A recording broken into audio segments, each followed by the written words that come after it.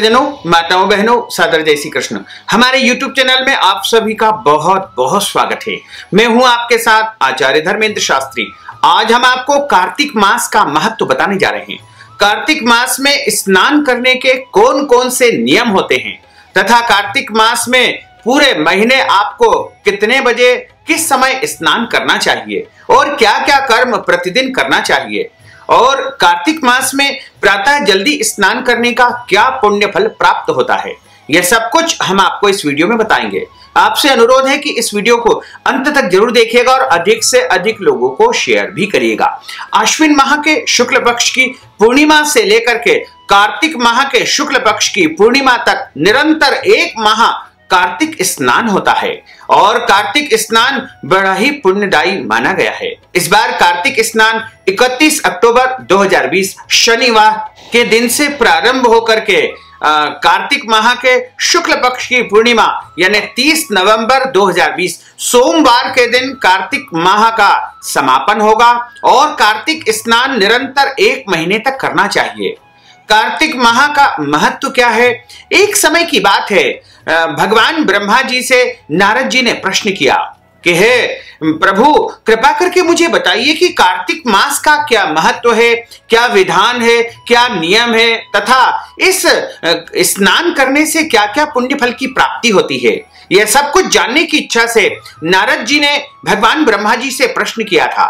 तब ब्रह्मा जी ने स्वयं जो है नारद जी को बताया था कि यह मास भगवान विष्णु का परम प्रिय मास है।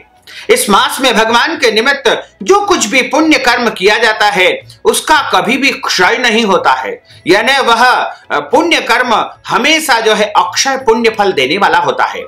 इस मास में भगवान के निमित्त दान पुण्य करना बहुत ही महत्वकारी माना गया है। जितने भी तीर्थ होते हैं उनकी यात्रा करने का फल आपको कार्तिक मास में स्नान करने और कथा श्रवण करने से प्राप्त हो जाएगा और जितने प्रकार के दान होते हैं, जितने प्रकार के व्रत होते हैं, उन सब का संपूर्ण फल आपको कार्तिक माह में जल्दी स्नान करने से तथा कथा श्रवण करने से प्राप्त हो जाएगा। मनुष्य योनि दुर्लभ है, इसलिए मनुष्य जन्म पाकर इस देह से कार्तिक माह में शुभ कर्म करे जिस कारण पुनः नीचे न गिरना पड़े। इस महीने में समस्त देवता मनुष्य के समीप आ जाते हैं और इस माह में किए हुए स्नान, दान, भोजन, व्रत, स्वर्ण, चांदी, भूमि एवं वस्त्र आदि के दान का देवता विधि पूर्वक ग्रहण करते हैं। भगवान के उद्देश्य से मनुष्य जो कुछ भी कार्तिक मास में दान देता है उसे वह अक्षय रूप में प्राप्त होता है। अन्नदान का महत्व अधिक है क्योंकि इससे पापों का सर्वथा नाश हो जाता है। दान करने में असमर्थ मनुष्य यदि प्रतिदिन प्रसन्नता पूर्वक भगवान के नामों का स्मरण कर ले और इस माह में गंगा स्नान करते हुए कार्तिक मास की कथा को सुने या पढ़े तो वह भी अनंत पुण्य फल का भागी हो सकता है।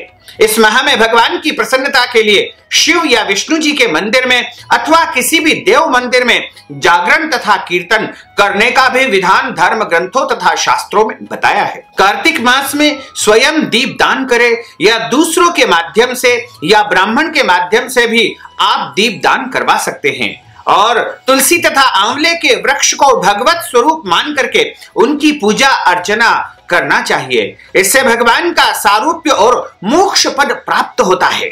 कार्तिक मास में भूमि पर सोने वाले के पाप युगों युगों के लिए नष्ट हो जाते हैं। अरुणोदय काल में जागरण करके गंगा अथवा किसी भी जलाशय में गंगा जी का नाम स्मरण करने से मनुष्य के करोड़ों जन्मों के पाप तत्क्षण नष्ट हो जाते हैं। गोविंद गोविंद हरे मुरारे, गोविंद गोविंद मुकुंद कृष्ण, गोविंद गोविंद रथांग पाणे, गोविंद दामोदर माधवेति। इस प्रकार संपूर्ण कार्तिक मास में प्रतिदिन भगवान के नाम का संकीर्तन करना चाहिए। जो मनुष्य कार्तिक में प्रतिदिन गीता जी का पाठ करता है उसके समान कोई भी पुण्य नहीं है। 7 समुद्रों तक की पृथ्वी को दान करने का जो फल प्राप्त होता है वह कार्तिक मास में स्नान तथा दान करने का फल है, क्योंकि यह संसार अन्न के आधार पर ही जीवित रहता है। अतः कार्तिक मास में ब्राह्मण को अन्न दान करना, वस्त्र दान करना, गौ दान करना या फिर अन्य कोई भी वस्तु का दान करना परम महत्वकारी माना गया है। कार्तिक स्नान आश्विन माह की पूर्णिमा को आरंभ करके कार्तिक की पूर्णिमा को पूरा करना चाहिए। भक्तिवान पुरुष अथवा नारी यानी इस स्नान को सौभाग्यवती महिलाएं कर सकती है, विधवा महिलाएं कर सकती है, परित्यक्ता महिलाएं कर सकती है, कुंवारी कन्याएं कर सकती है, या अन्य कोई भी पुरुष भी इस स्नान को कर सकते हैं। कुंवारे लड़के लड़कियां या वृद्ध माता बहन भक्तजन सभी लोग, कुल मिलाकर के सभी लोग कार्तिक का स्नान कर सकते हैं। ब्रह्मा जी ने नारद जी को बताया है कि 12 महीनों में मार्गशीर्ष मास अत्यंत पुण्यप्रद है।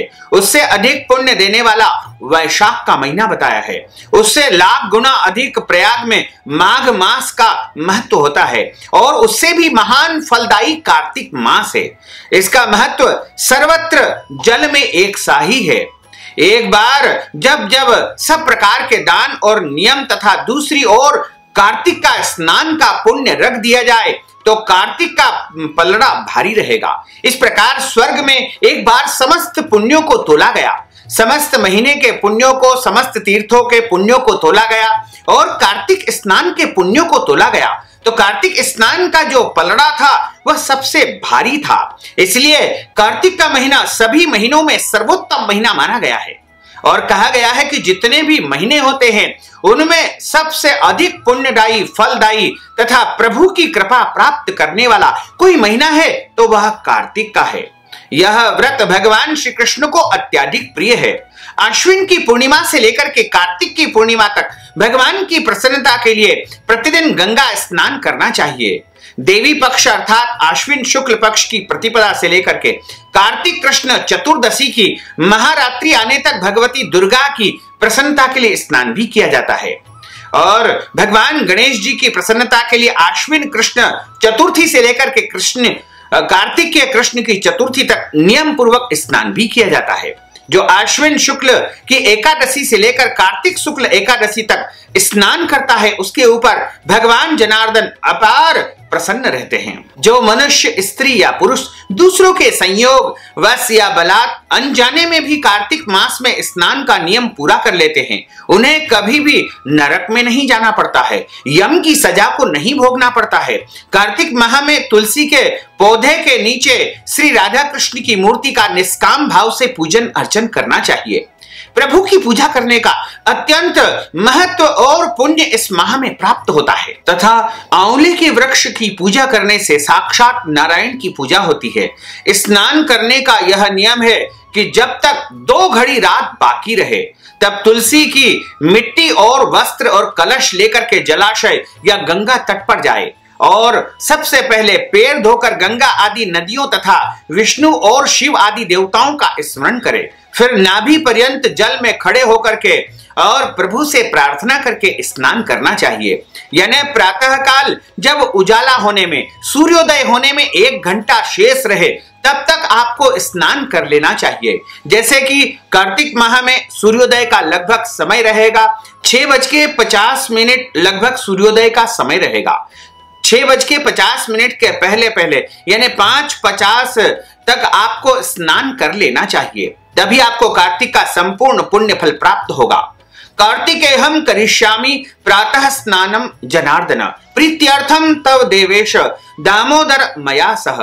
हे जनार्दन, हे देवेश्वर, लक्ष्मी सहित आपकी प्रसन्नता के लिए मैं कार्तिक प्रातः स्नान करूंगा और उसके बाद प्रभु का स्मरण करते हुए और प्रभु का ध्यान करते हुए आपको स्नान करना चाहिए। यदि आप गंगा आदि पवित्र नदियों में जाकर के स्नान नहीं कर सकते हैं तो अपने घर में शुद्ध जल की बाल्टी भर करके उसमें गंगा आदि तीर्थों का आवाहन करें।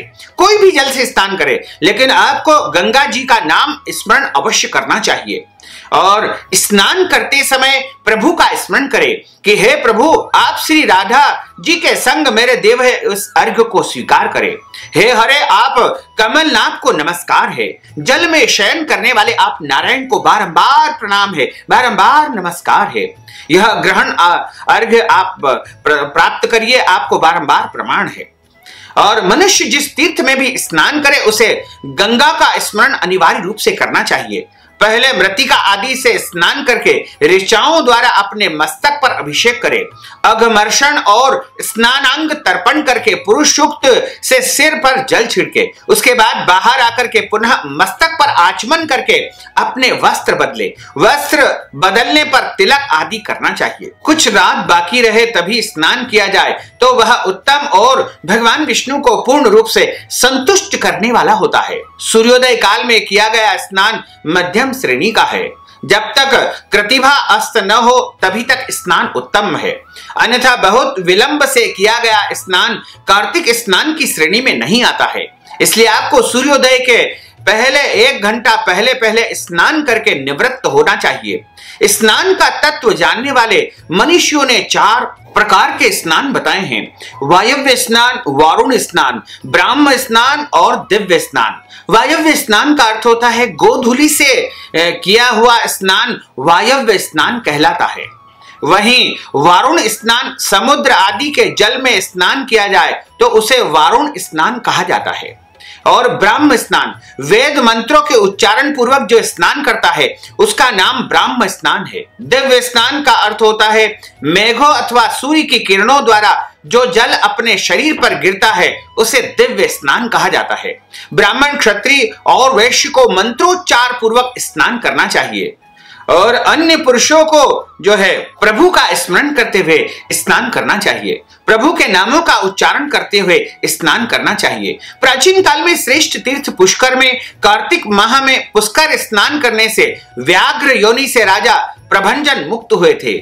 नंदा भी कार्तिक में पुष्कर का स्पर्श पाकर के परम धाम को प्राप्त हुई थी। अतः जो भी श्रद्धावान कार्तिक में प्रातः काल उठ करके तीर्थ में स्नान करता है वह सभी पापों से मुक्त होकर के परम ब्रह्म को प्राप्त कर लेता है।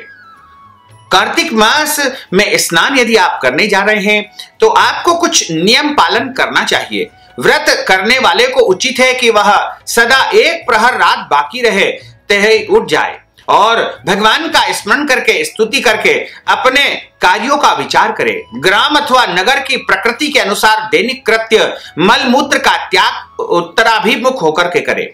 उसके बाद दांत और जिह्वा की शुद्धि के लिए वृक्ष के पास जाकर के बोले आयुर्बलः यशो वर्चः प्रजा पशु वशूनि च ब्रह्म प्रज्ञा च मेधाम च त्वाम नो देहि वनस्पते। इस प्रकार आप प्रार्थना करें कि है वनस्पति आप मुझे आयु दे, बल दे, यश दे, तेज दे, संतति दे, पशु दे, धन दे, वैदिक ज्ञान दे, प्रज्ञा और धारणा शक्ति प्रदान करे। ऐसा कहकर वृक्ष से दातुन ले। दूध वाले वृक्षों की दातुन नहीं लेना चाहिए। इस प्रकार विधि पूर्वक दांतों को शुद्ध करके मुख को जल से धो डाले और भगवान के नामों का उच्चारण करते हुए 2 घड़ी रात रहते हुए जलाशय पर जाए। तब कार्तिक का व्रत करने वाले विधि पूर्वक स्नान करे। स्नान के पश्चात नए वस्त्र पहन करके तिलक धारण करे या धुले हुए वस्त्र पहन करके आपको तिलक लगाना चाहिए। तिलक चंदन का लगा सकते हैं, कुमकुम का लगा सकते हैं या हल्दी का लगा सकते हैं, रोली का लगा सकते हैं। अपनी श्रद्धा और आस्था के अनुसार आपको तिलक लगाना चाहिए। तब अपनी गोत्र विधि के अनुकूल संध्या करे यानी भगवान की पूजा आराधना करे। जब तक सूर्योदय न हो तब तक गायत्री मंत्र का जाप करते रहे। संध्योपासना के अंत में भगवान के नामों का उच्चारण आदि करे और व्यापारी अथवा सेवारत कर्मचारी अपने दिनचर्या का प्रारंभ कर ले। मध्याह्न में दाल के अतिरिक्त शेष अन्न का भोजन करे। अतिथियों को भोजन करा करके जो भोजन ग्रहण करता है वह भोजन अमृत समान माना गया है। मुख शुद्धि के लिए तुलसी भक्षण करे तो अति उत्तम है। फिर शेष दिन सांसारिक व्यवहार में व्यतीत करे। सायंकाल में पुनः भगवान के मंदिर में जाए और संध्या करके शक्ति के अनुसार दीपदान करे। भगवान विष्णु अथवा अपने देवता को प्रणाम करके आरती उतारे। प्रथम प्रहर में कीर्तन करते हुए जागरण करे। प्रथम प्रहर बीत जाने पर शयन करे। इस प्रकार 1 मास तक शास्त्रोक्त विधि का पालन करते हुए जो कार्तिक माह में स्नान करता है वह भगवान के सालोक्य को प्राप्त करता है। कार्तिक मास में निम्न वस्तुओं का त्याग करना चाहिए। तेल नहीं लगाना चाहिए। सिर में बालों में तेल लगाना वर्जित माना गया है।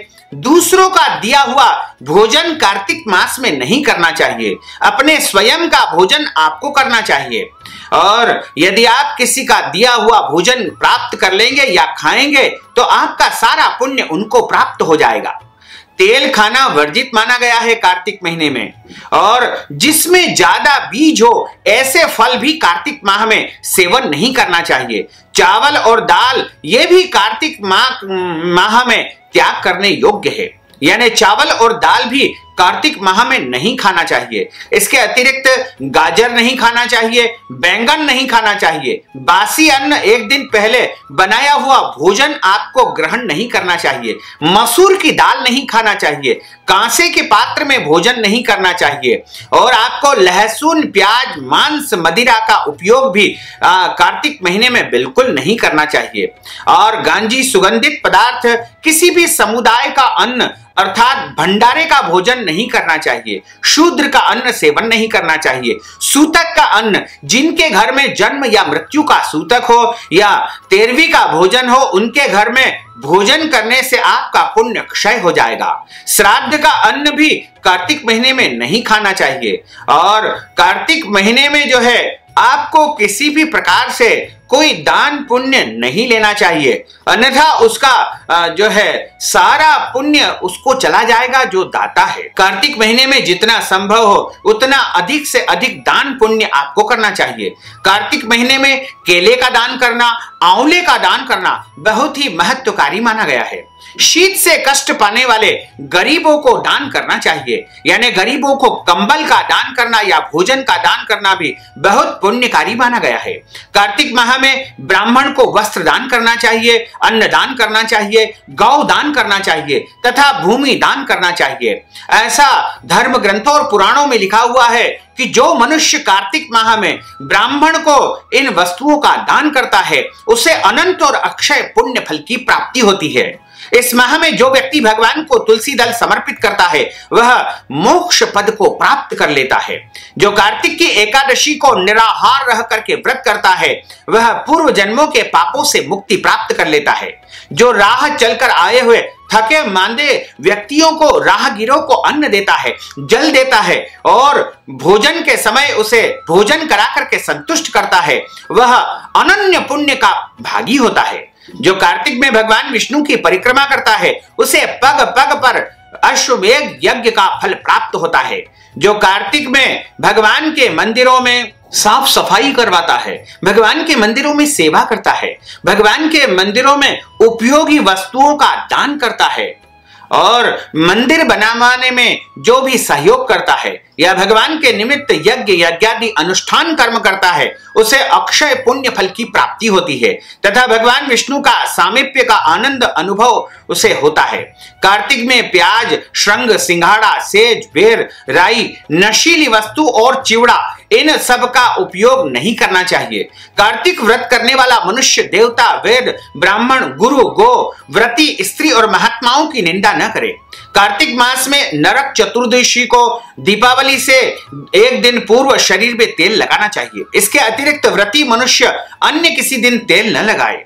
व्रती मनुष्य को चाहिए कि वह कार्तिक में चांडाल, म्लेच्छ, पतित, व्रतहीन, ब्राह्मण द्वेषी और वेद बहिष्कृत लोगों से व्यर्थ चर्चा न करे और कार्तिक महीने में झूठ नहीं बोलना चाहिए। कार्तिक महीने में आपको ब्रह्मचर्य व्रत का पालन करना चाहिए। कार्तिक महीने में आपको प्रयास करना चाहिए कि किसी से भी लड़ाई झगड़ा या विवाद न करे। कार्तिक महीने में ब्राह्मणों की निंदा न करे, बड़े बुजुर्गों का आदर तथा सम्मान करना चाहिए। कार्तिक महीने में दीपदान का विशेष महत्व माना गया है। स्त्री और पुरुष ने जन्म लेकर जो भी पाप कर्म किया है वह कार्तिक मास में दीपदान करने से नष्ट हो जाता है और दीपदान के विषय में बहुत ही महत्वकारी माना गया है। ऐसा कहा जाता है कि जो मनुष्य कार्तिक माह में दीपदान करता है उसे अनंत और अक्षय पुण्य फल की प्राप्ति होती है। आप 5 या 7 आटे के दीपक बना करके उनमें घी की बत्ती लगा करके और किसी भी देवालय या पीपल के पेड़ के पास में या फिर भगवान विष्णु के मंदिर में या ब्राह्मण के माध्यम से मंदिर में दीपदान कर सकते हैं। दीपदान आपको जल में नहीं करना चाहिए। जल में आपको जलाशय के यदि समीप करना है, जैसे गंगा आदि तीर्थों के समीप आपको दीपदान करना है तो आप जलाशय के किनारे रख करके दीपदान कर सकते हैं। जल में दीप कभी भी अंदर नहीं छोड़ना चाहिए। एवं कार्तिक मास में जितना हो सके पुण्य कर्म, दान कर्म आपको करना चाहिए। तथा भगवान की कथाओं का श्रवण करना चाहिए और गरीबों को भोजन करवाना, गरीबों को, अनाथों को या दीनहीन व्यक्तियों को दान पुण्य करने का भी विशेष फल आपको प्राप्त होता है। और यदि आप कार्तिक माह में दान पुण्य करवाना चाहते हैं, दीप दान करवाना चाहते हैं, या फिर ब्राह्मण को भोजन करवाना चाहते हैं, या फिर ब्राह्मण को आप कोई वस्तुओं का दान करना चाहते हैं, तो आप नगद राशि के रूप में हमारे माध्यम से गौ सेवा करवा सकते हैं, दान पुण्य करवा सकते हैं। इस हेतु आपके लिए हमने पेटीएम की व्यवस्था की है, गूगल पे की व्यवस्था की है, फोन पे की व्यवस्था की है। इसके माध्यम से आप दान पुण्य का पूरा पुण्य फल प्राप्त कर सकते हैं। तो आपसे अनुरोध है कि इस ज्ञानवर्धक वीडियो को अधिक से अधिक लोगों को शेयर करिएगा, लाइक करिएगा, कमेंट करिएगा, और यदि अभी तक आपने सब्सक्राइब नहीं किया तो अभी और इसी समय सब्सक्राइब अवश्य कर लीजिए। आपको और आपके पूरे परिवार को सादर जय श्री कृष्ण, सादर धन्यवाद।